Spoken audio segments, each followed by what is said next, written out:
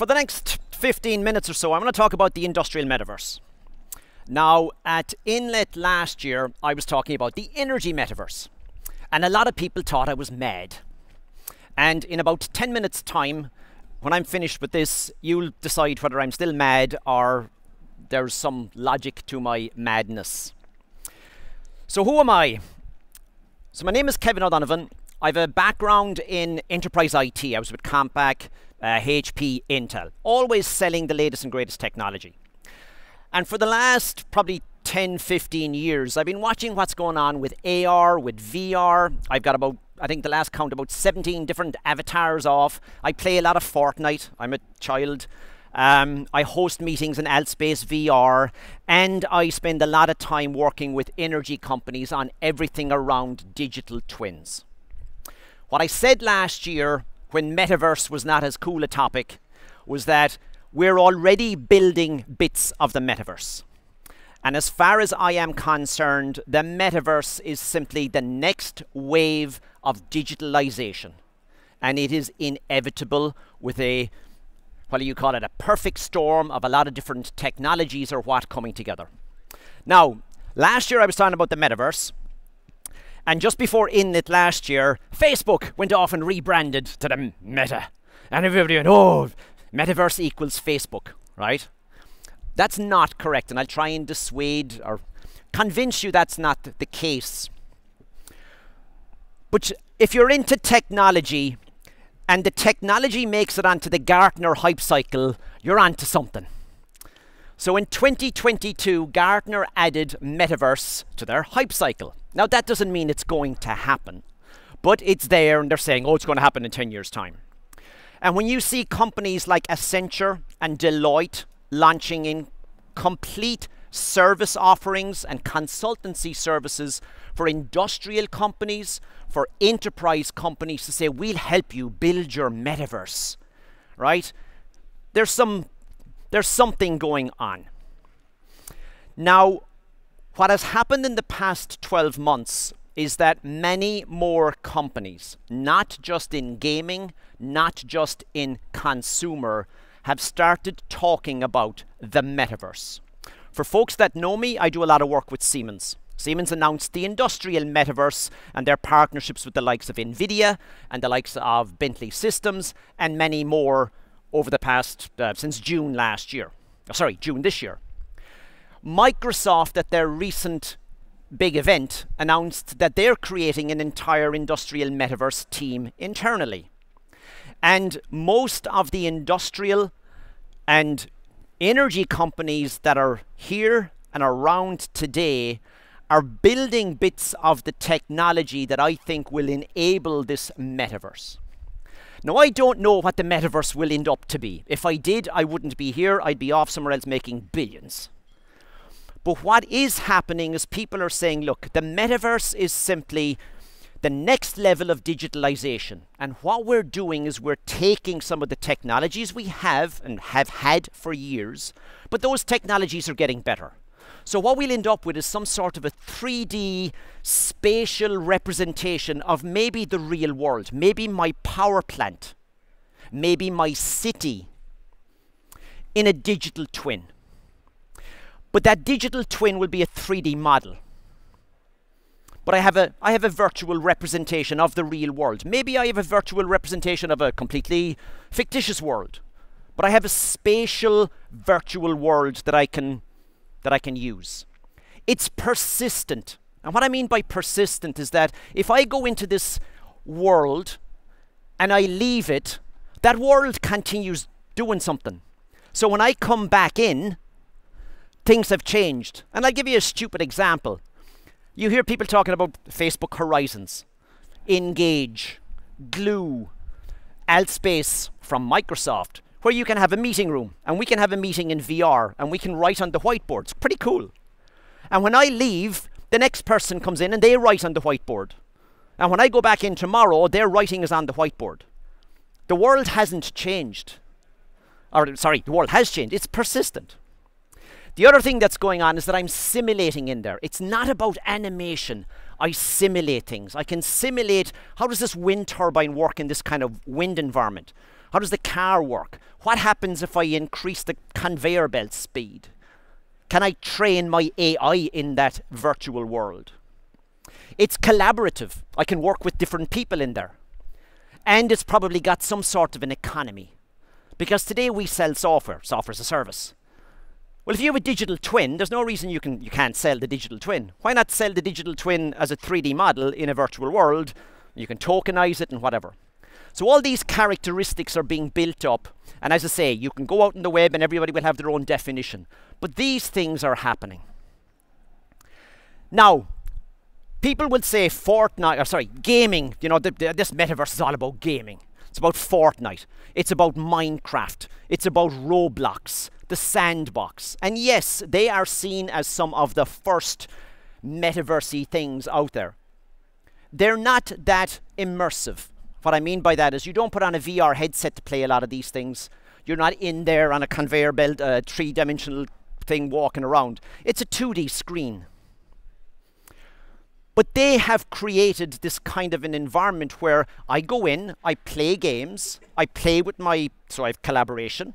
It's a virtual world. It's persistent. It keeps going when I leave. It's got an economy. I play a lot of Fortnite.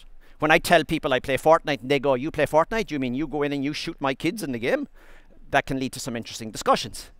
But I do play Fortnite. I've bought things in Fortnite. So there's an economy. But the other thing that you need to be aware of, somebody mentioned earlier about artists. I was on a call recently with NVIDIA and a large energy company. And they said, oh, well, you get your artists to create some of the models. And the energy company person said, we don't have any artists. And they said, you do. You have all the people creating 3D models. They're artists.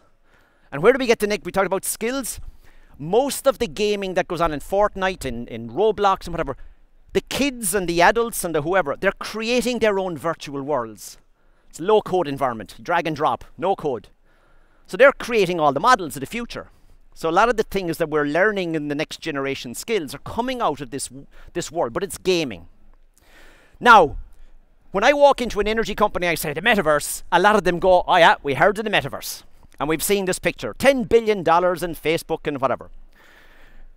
I will not be the world's biggest fan of Facebook for all sorts of reasons, but I will give them credit for doing a lot of the legwork under the, what would you say, behind the scenes. Their new Quest Pro headset is an excellent piece of technology. All sorts of technology in terms of making your avatar real. It can be used in health, all sorts of things. They're not the only one, but they're doing a lot of good things. But the metaverse is not just Facebook. Do you know who one of the big, this is my personal opinion, do you know who's one of the biggest metaverse companies? Microsoft. And why? They own Minecraft. They also bought Blizzard, Activision, all the gaming. They've had the HoloLens for years. They've got, anyone heard of Microsoft Mesh? Right?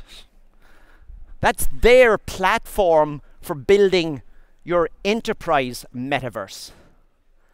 And they've done a partnership with Facebook. You can have your Microsoft Teams meeting now in VR in the future, in a Horizons setup. So all of this stuff is going on. So when someone says, that's all Facebook. No, it's not. And then you start thinking about what the likes of NVIDIA are doing with Omniverse and why Siemens are working with them, why many other companies like Bentley Systems, you name it. They're all developing platforms for enabling better interaction with digital twins. As I said earlier, it's all about the next evolution of our digitalization, and the fundamental building block, in my opinion, is a digital twin. But I'll come back to that in a second. And you'd say, well, what the hell has this got to do with the energy industry? So when I walk into an energy industry today and I say metaverse, and I go, who's doing what with the metaverse? If I'm talking to the marketing folks, they're going, yeah, we think we need a presence in the metaverse. So we need to buy land. We need to buy something in Decentraland, or we need to buy something in Sandbox, or whatever. Or we need to put a big banner up inside in Fortnite saying, buy my wind turbine, whatever, right? So it's about a presence where people are, where are the new kids, where I get the new talent. You talk to the operations guys, and they're going, well, we've been using augmented reality a bit, and with COVID we're using it a bit more. because helps in training. We can't send everybody, see what I see, remote workers. You talk to the training departments. I have yet to find an energy company who has not been using VR for some VR type training, because I can train. I came across this with EDF about 10 years ago. They were training the firefighters for the nuclear power plants in a VR headset. Technology wasn't great, but it was good at the time. And why were they doing that? Because, well, if you're a fireman, you don't want to go in and train inside in a real nuclear power plant, right? I mean, bad things can happen. So people are doing all this stuff. Everybody talks about a digital twin. You go into a company today and you go, have you got a digital twin? I guarantee you the answer will probably, we've got lots of different digital twins. And the digital twins will certainly be for different use cases. But digital twins are not new. How many here have heard of digital twins? Right, yeah, if you haven't, where have you been? People have been building digital twins for years. And there's two ways of creating a digital twin. You can create a digital twin if you're building something from new. If you're building a new building, a new wind turbine, a new anything today, you design it on a CAD system. If you have a facility that was built 20 years ago, and I go, show me the plans, you're taken off to a big room and they start rolling out scrolls of things. So you can do LiDAR scans, photogrammetry, drones, low Earth orbit satellites. You can build a digital twin of a brownfield site. So you have a digital twin of a physical asset. Now the feature is that that is a static digital twin. And what I mean by that is that it's a model. I can then build that in multiple different software systems. There's many of them out there. You see some of them on the show floor. And then I can plug in some sort of an adapter where I can put on a VR headset and I can actually be inside walking around in the 3D model. But then what people are starting to do is saying, yeah, but we have another digital twin. We have all the IoT data. We've spent millions and billions in the last couple of years putting in all of the sensors. And we've got all this data. And now we have all this real-time data. And people will talk about Siemens, ABB, Schneider, you name it. We can model your grid. And if you're predicting where you want to put in the next EVs or energy storage at the edge, whatever, we can start running simulations on that. That's a digital twin. What I see happening over the next couple of years is that those digital twins will start to merge. So if I change something in the real world, the one version of the truth will automatically change, whether it's IoT data in real time. My VR training doesn't have to be rebuilt from scratch. I just take the digital twin and I run it straight away, and. So digital twins will become the fundamental building block. And not siloed digital twins, but ones that come together. And where does this stuff start to come together? Go look at things like NVIDIA's Omniverse. Unity, the gaming company. They run 50% of the games on the planet on your mobile phone, written in Unity.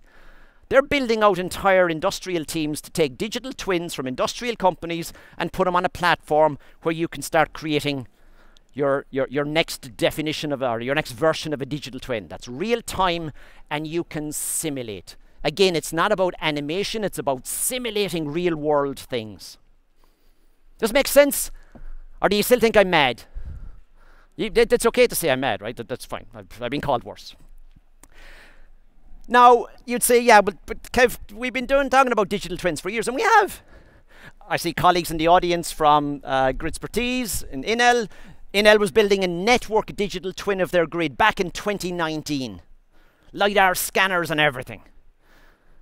Every energy company I work with, oil and gas, utilities, everything in between, they'll all have a digital twin, but they'll have multiple ones and they'll be in different silos. And now they're saying, well, what if we can start munging them together? How do we do that?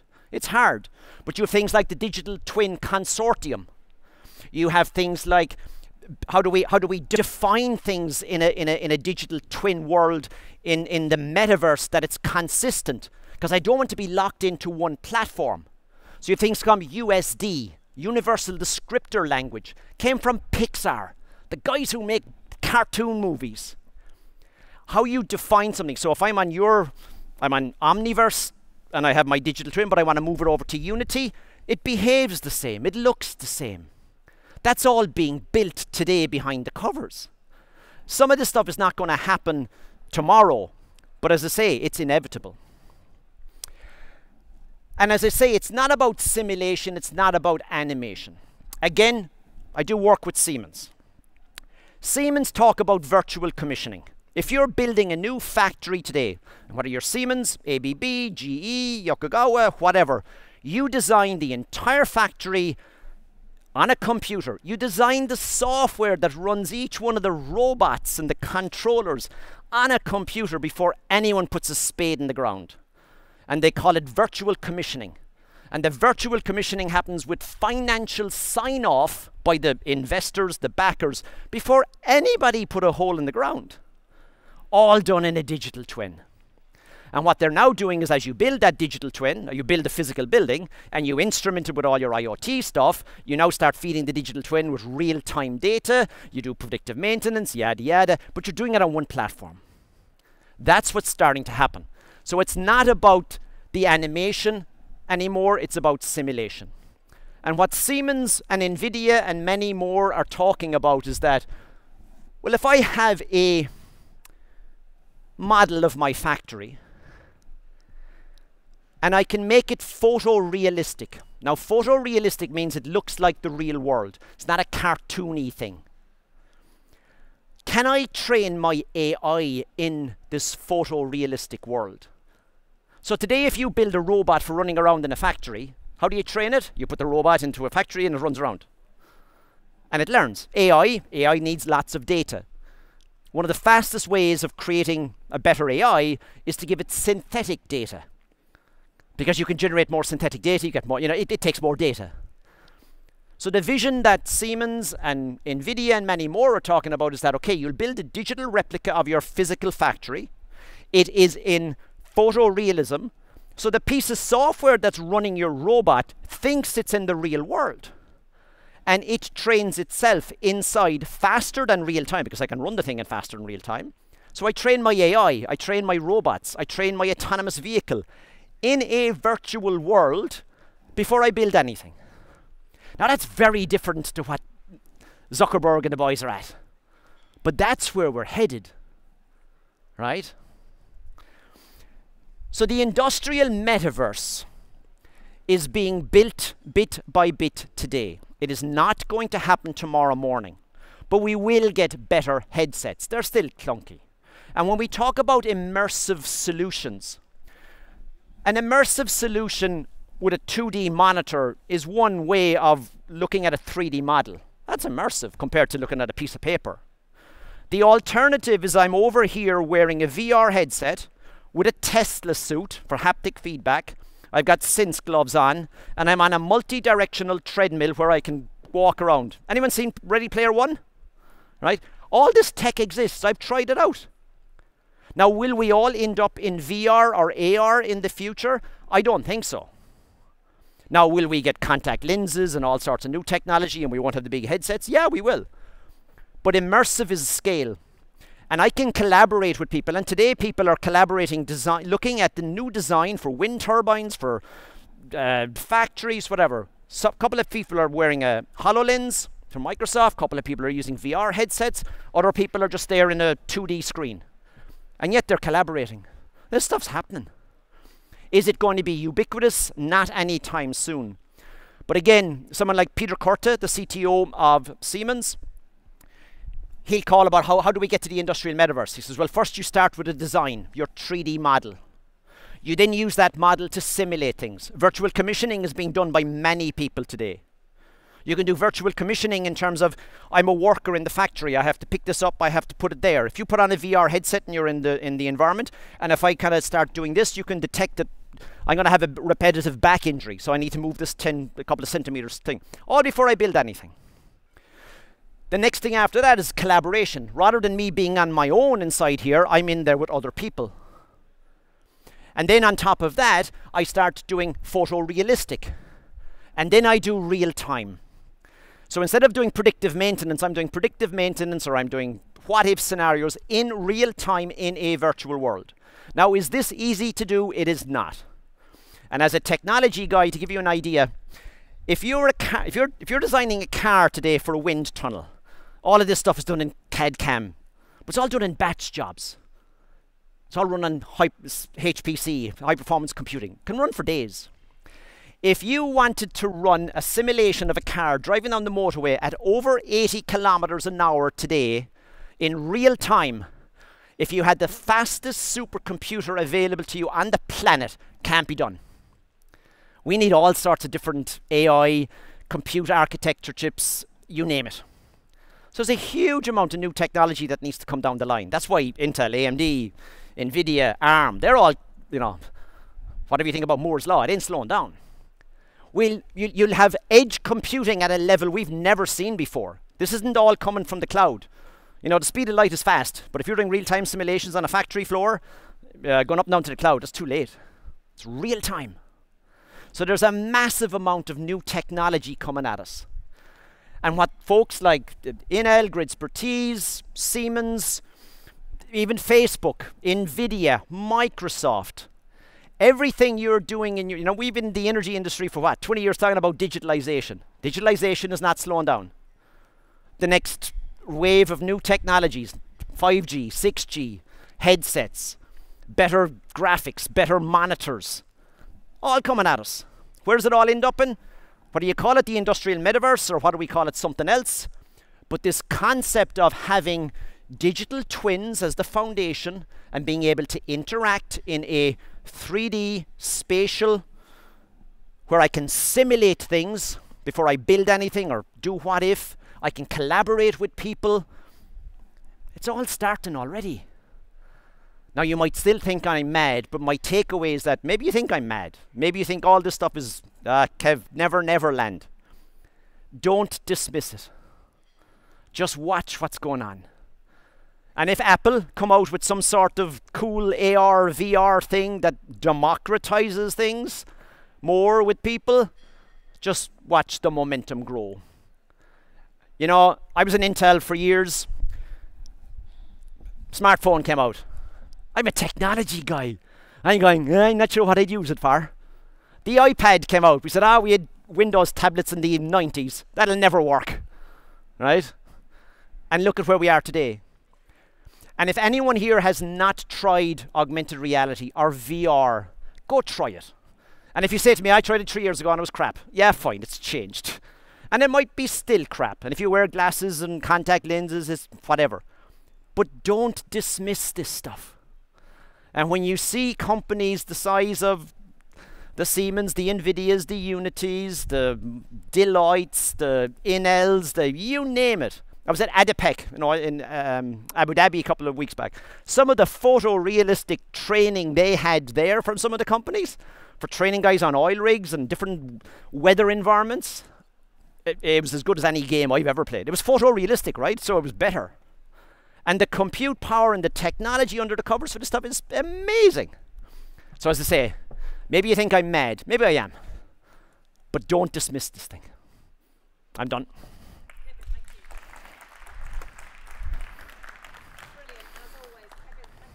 So basically my takeaway from this is that when my 10-year-old is playing Minecraft and is desperate to want to start playing Fortnite, actually, joking aside, what we need to do is harness those skills, because it's those skills as we move forward with a whole new different way of thinking about industry and about all different types of industries. That's what we're going to need.